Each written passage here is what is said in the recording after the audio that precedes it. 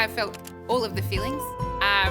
Started with the bushfires. Our album then came out on March 13 when everything got cancelled for the year.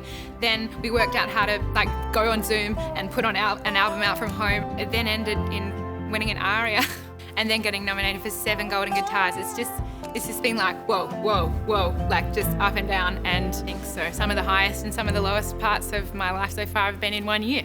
So I declare a war on pride.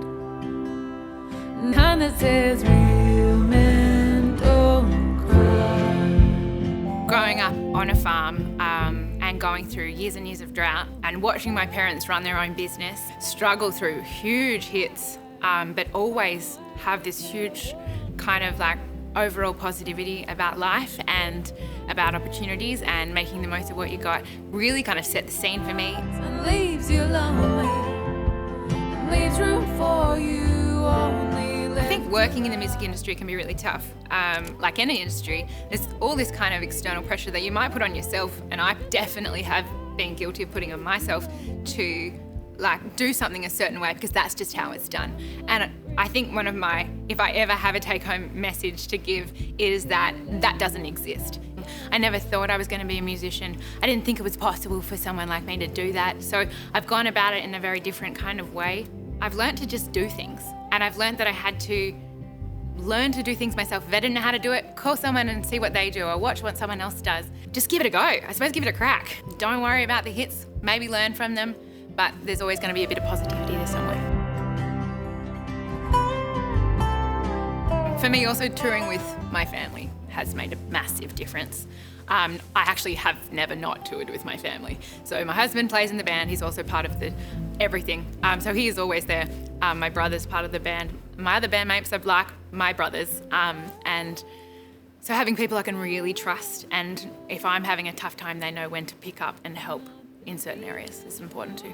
I speak to my husband a lot, and I speak to my family a lot, and I speak to my friends a lot about mental health. And when I'm really high anxiety, and I'm very open about it, the fact that I'm struggling right now, and can you just drop what you're doing and help me refocus, and can you go tell me what I need to do right now? Someone help me. And so yeah, that's really helped as well. But yeah, it's definitely there's definitely a lot of tools out there, and I think I'm probably going to start doing it again just recently because I think the weight of last year and every year, every day, it catches up on you.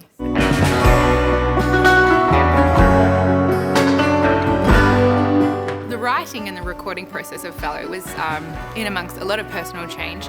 We lost my husband's mother to cancer, and not long after that I had a baby.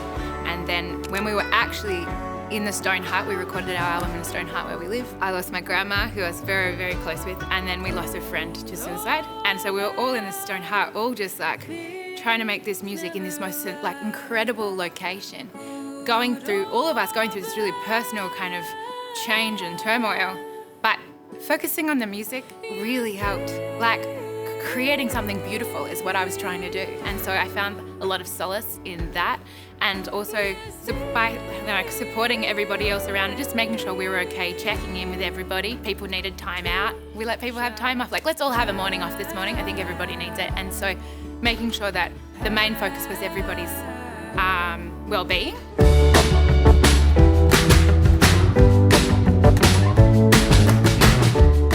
I think it's been so many moments where I've just felt so overwhelmed, I can't cope, and just burst into tears, and I'm just sitting there staring at my computer, and I want to throw it out the window, and I just never want to speak to anyone again.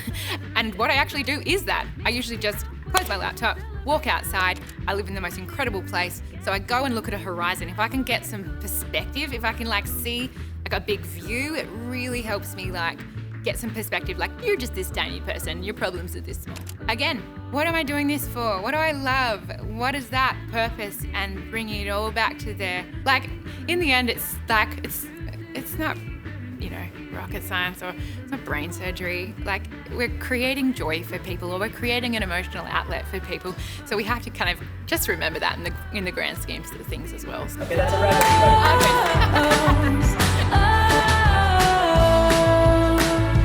Take me by a river and teach me to fall.